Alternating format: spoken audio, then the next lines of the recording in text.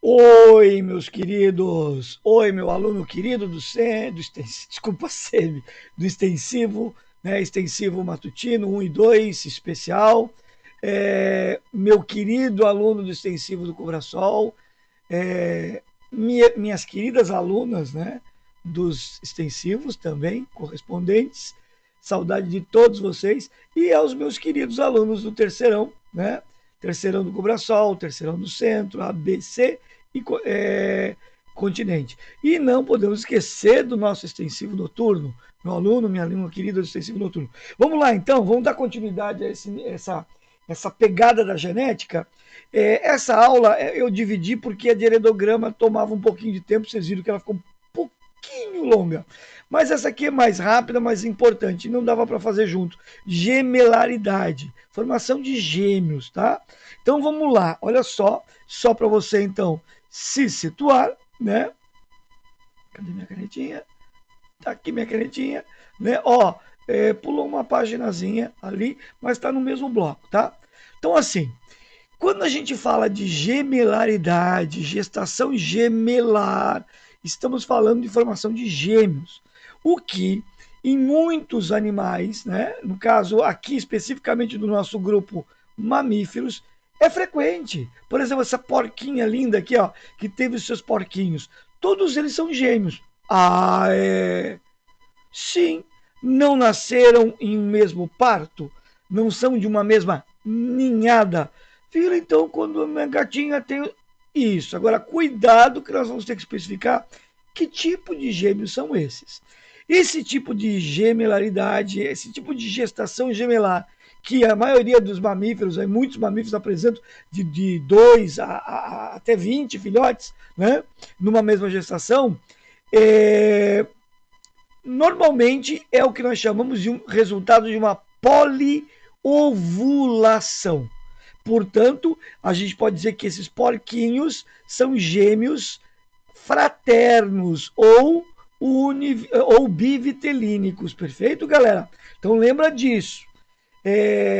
Não são idênticos, Vila, mas eles são... Não, ó, tanto é que você vai ver alguns com manchinha, coloração diferenciada, que é muito comum, mas não impede de existir entre eles gêmeos idênticos, univitelínicos. Então nós temos que entender o mecanismo de formação de gêmeos e mamíferos para a gente poder, portanto, diferenciá-los, tá? Então dá uma olhadinha aqui, ó. Temos dois fenômenos em questão: a poliovulação e a poliembrionia. Poliovular, poli, vários óvulos. É isso que você está vendo aqui, ó. A mesma mãe, tá? Então, a mãe, tá? Esta mãe liberou este óvulo e ela liberou este óvulo. Ela poliovulou.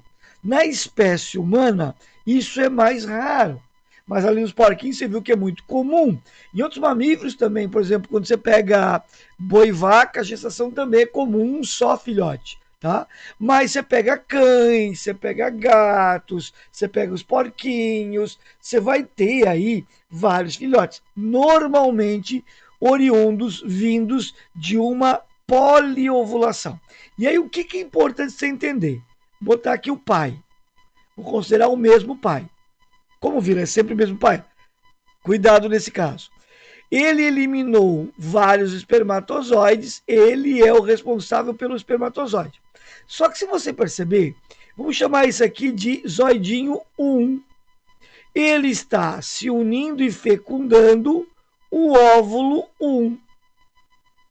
Mas o outro óvulo, o óvulo 2, está sendo fecundado pelo espermatozoide 2. Então, na verdade, o que nós temos aqui, ó, são dois processos de fecundação e gestação independentes, mas que na espécie humana podem, em outras espécies sempre ocorrem, em uma mesma gestação. Então eu vou ter o zigoto 1, resultado da união do óvulo 1, ou ovócito que seja, espermatozoide 1, e o zigoto 2. Começa o processo de desenvolvimento embrionário e cada bloco vai originar um indivíduo distinto. Portanto, eles são irmãos, como qualquer caso de irmãos existentes por aí, mas dividiram uma mesma gestação, dividiram um mesmo útero. Daqui a pouco eu falo de anexo embrionário, tá? Então, esse fenômeno é o fenômeno da poliovulação. Nós chamamos, portanto, de gêmeos dizigóticos ou fraternos, tá? Feito dizigóticos ou fraternos, ou ainda apesar do termo sugerir dois, pode ser mais, bivitelínicos, porque cada um vem de um vitelo diferente, porque vem de um óvulo diferente. Isso significa, mas poderia ser trivitelínico, é uma nomenclatura que é pouco usada por causa disso, tá? Que não se costuma ficar fazendo a flexão por número, mas deveria-se. Bom, agora, outro caso importante. Você concorda que se essa mãe tiver um intervalo de tempo diferente entre as ovulações, de algumas horas ou dias, ela tendo relação com mais de um homem, ela poderia ter gêmeos de pais diferentes.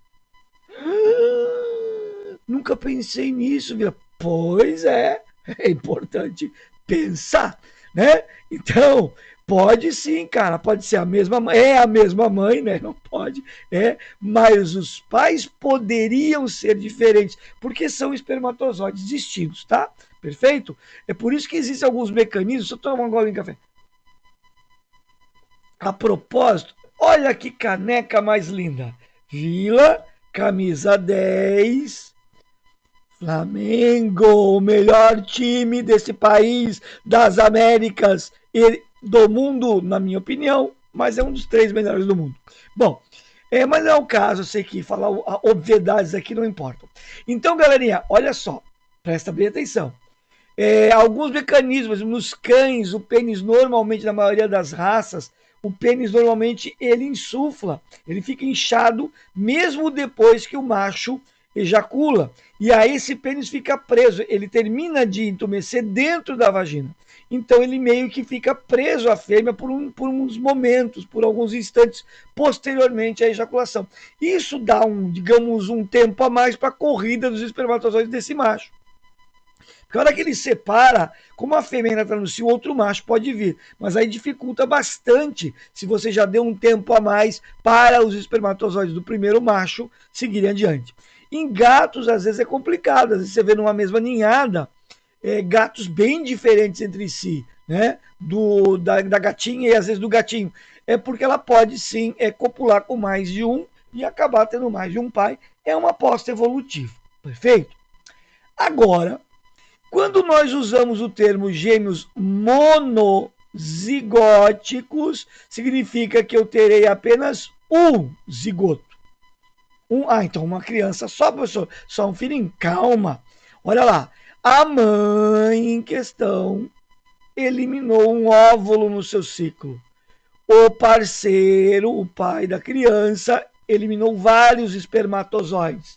Mas nós temos aí o fenômeno da monoespermia predominante na maioria dos animais, ou seja, o mecanismo de impedimento de que um outro espermatozoide penetre além daquele que será o responsável pela fecundação, fertilização. Perfeito? Então, é 1 para 1. Esse 1 para 1 é o normal, ou pelo menos é o padrão na espécie humana. Difícil falar normal, né? Mas seria o mais comum, o padronizado.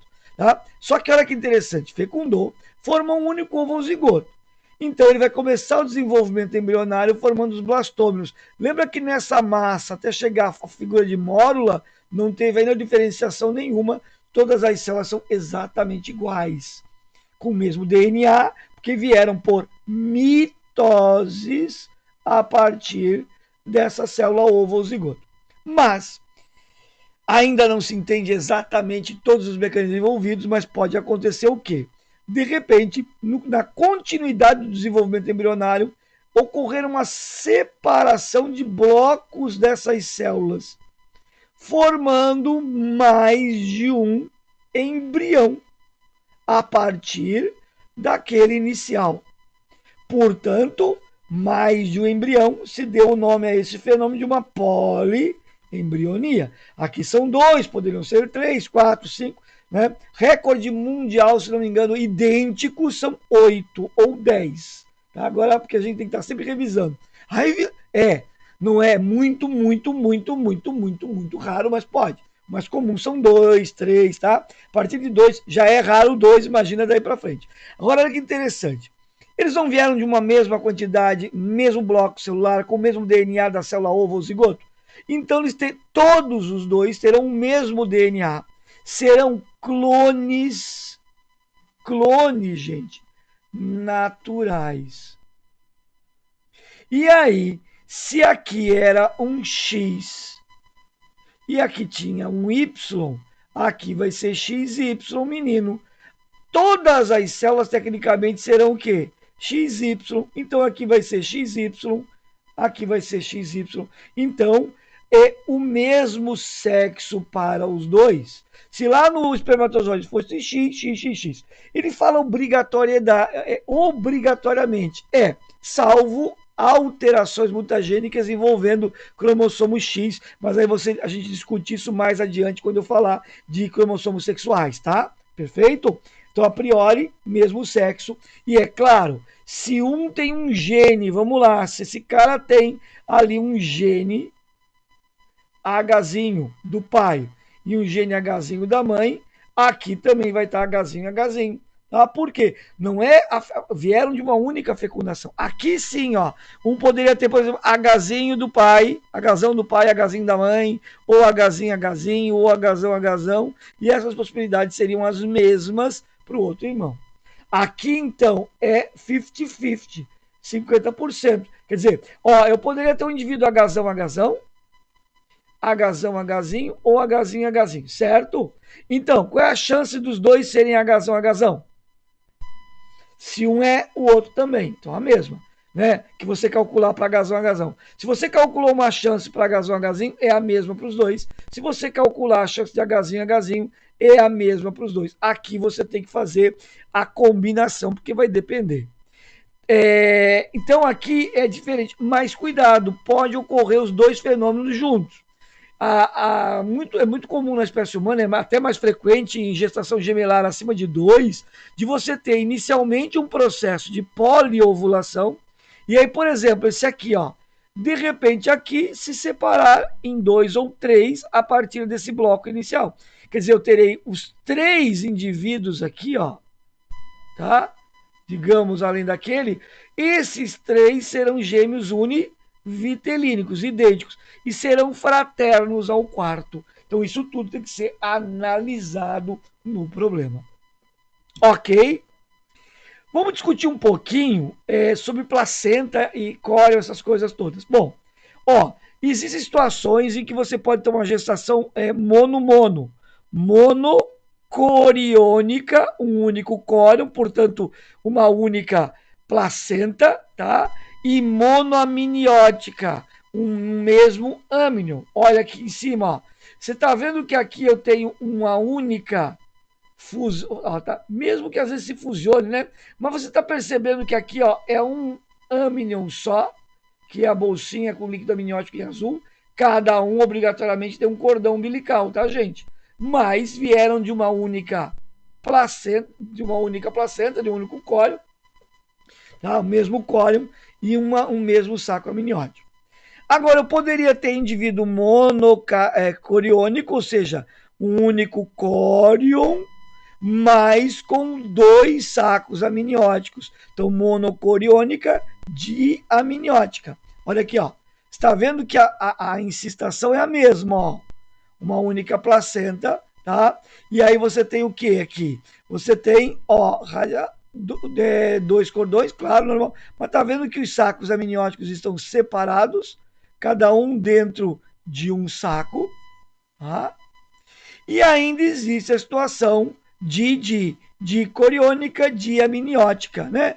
Onde você tem um córion, uma placenta, um córion, uma placenta, e cada um dentro do saco amniótico, perfeito? Isso aqui é situação comum, né? São os dos bivitelinos. Às vezes, os bivitelinos pode ocorrer por local de implantação, apesar de ter um córion de cada, ocorrer uma fusão no desenvolvimento da placenta, mas é muito raro, tá? Agora aqui, ó, a situação é de univitelínicos, perfeito?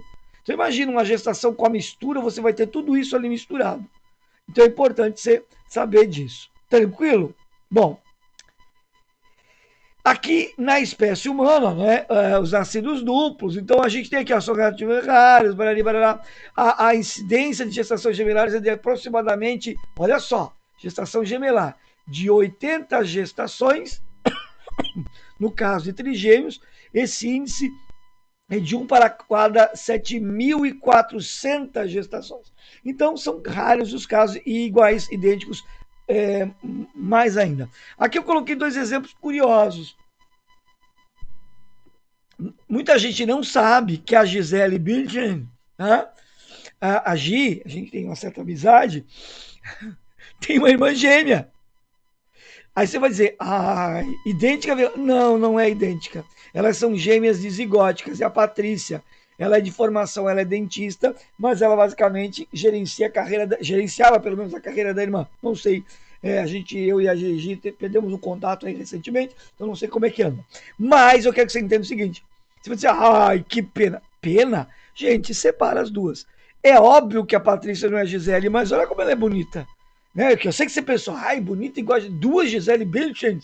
Não aconteceu, mas ambas são bonitas. Agora, no Brasil nós temos um caso curioso, que é a Beatriz e a Branca, que elas são do nado sincronizado brasileiro. Ambas, né, elas são gêmeas idênticas. Então isso aqui parece que botaram um espelho aqui, né? Não, tá? Elas são realmente, e ambas, né, na minha opinião, muito lindas, tá? Perfeito? Então, só para exemplificar aí você pode estar pensando, Vila, e quando eles falam que é gêmeos siameses? Já vou chegar lá.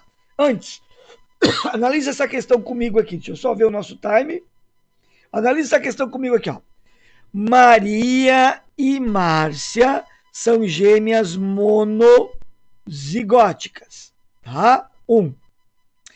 Paulo e Paula, 2, são gêmeos dizigóticos. Gente, guardando a devida proporção, né, a devida característica social, quer dizer, poderia, né, serem do mesmo sexo e um deles resolver, desculpa a expressão, ter, né, a orientação interna, psicológica, mental, tudo para ter um sexo diferente do nascimento. Mas, tirando isso, se o problema não fala e você tem nome de Paulo e Paula, significa que aparentemente é um menino e uma menina, certo? Então, ambos são. Os dois são de sexos diferentes. Então, dizigóticos, não teria como ser monozigótico. Tá? A não ser, é claro, que um deles tenha feito adequação sexual, né, adequação de genitália, na verdade, sexual que eu digo não de orientação, mas de equipamento, né, de aparato, de aparelho reprodutor, ou pelo menos a parte, né, da genitália externa. Salvo isso, tira isso. Pensando numa leitura mais simples, já estaria implícito, mas tudo bem. Agora vamos lá. Portanto, que o par 1 originou-se da fecundação de 2 óvulos. Não, se são gêmeos mono, lembra que o mono sempre é um óvulo. Tá? Perfeito? Então não, tá errado. O tipo de gemelaridade do par 2 não poderia originar indivíduos do mesmo sexo. Não, né, Vila? Claro que pode. Quando você tem... isso aqui o que é? Isso aqui é uma poliovulação, certo? Poliovulação. Então são gêmeos fraternos. Podia ser Paulo, Paulo, Paula, Paula também, tá? Perfeito? Então tá errado. Os pares 1 e 2 originaram-se da fecundação de um óvulo por um espermatozoide. E os blastômeros iniciais transformaram-se em embriões diferentes. Aonde você tem dizigóticos, não. D. O par 1 apresenta material genético idêntico? Sim, o par 1 não são monozigóticos. Monozigóticos são o quê? Lembra o que eu falei? são clones naturais, tá? Ok?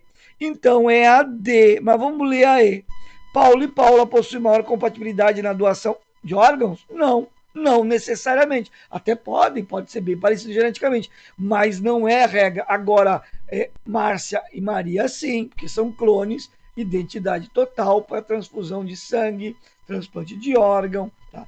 O sangue poderia, mas assim, tem algumas coisas que podem variar, mas a gente discute isso mais à frente. A priori é isso aí, tá? Então a alternativa correta é a letra D. Agora dá uma olhadinha aqui, ó.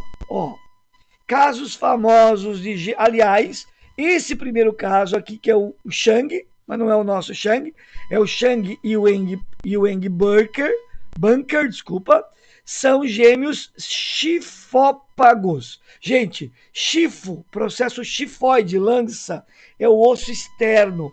Pagém, colados unidos. Chifópago é um termo que foi adotado tecnicamente pela medicina para indicar gêmeos unidos. O problema é que ele é limitado à ligação pelo externo na sua origem, mas é usado assim mesmo, tá? Agora, por que isso passou a ser chamado de gêmeos siameses?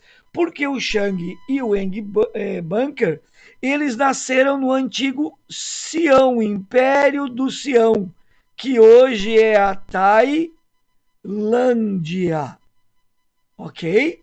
Império do Sião eram siameses. Todo mundo que nascia no Sião era siamês. Só que depois, pelo fato dos dois irmãos, né, serem famosos, eles foram trabalhar, eles fizeram parte de um circo, tá? Que trabalhava com, na época eles diziam com aberrações, né? O termo aberração hoje ele pegou uma conotação pejorativa, mas ele pode ser usado porque na verdade aberração seria uma alteração de um padrão. Mas como socialmente não cai bem, deixou-se de se usar aí, né, no dia a dia, porque senão parece que você está dizendo que ele é uma monstruosidade, o que também não tem nada a ver. Tá? Então esses dois irmãos viveram juntos, nunca foram separados, trabalharam nesse circo como uma das atrações do circo e casaram, os dois casaram com mulheres diferentes, não casaram com a mesma, tiveram seus filhos.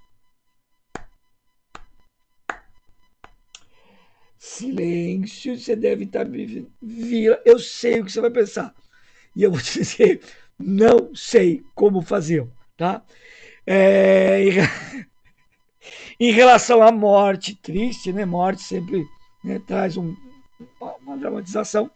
Eles morreram quase que juntos. O primeiro irmão morreu e algumas horas depois o segundo morreu, tá, gente? Não deu para separá-los, então, porque não se sabe exatamente se que gerou tudo isso. Tem muita coisa nebulosa. Se você quiser, pode dar mais uma pesquisada, tá? Agora, um caso que chama atenção, tem muito material na internet, é o caso da Abe, né? Que é uma forma abreviada do nome dela, que é Abney e Britty Hansel. Elas têm duas cabeças e um corpo só.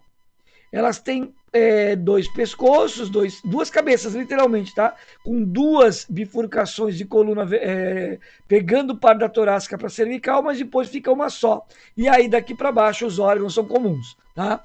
Uma controla, por exemplo, tem domínio e sensações de um lado, a outra do outro lado.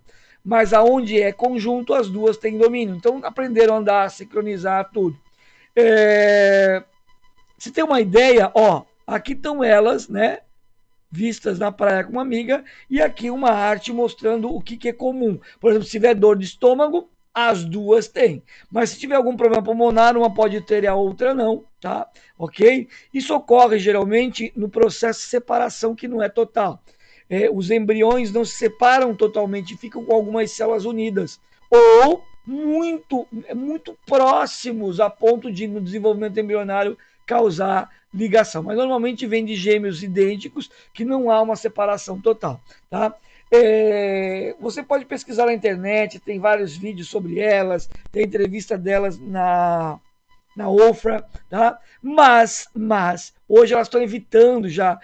Eu soube recentemente que elas fizeram um fato curioso na licença, né? Drive license, ou seja, a carteira de motorista.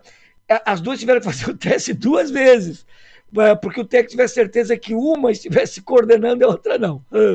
Tá? Tolice, mas tudo bem. Agora, o doido é que elas fizeram faculdade em formações diferentes. Uma trabalha na mesma escola, uma é professora de matemática e física, a outra é de literatura, se não me engano, tá? É. Então você vai ter a professora entrando duas.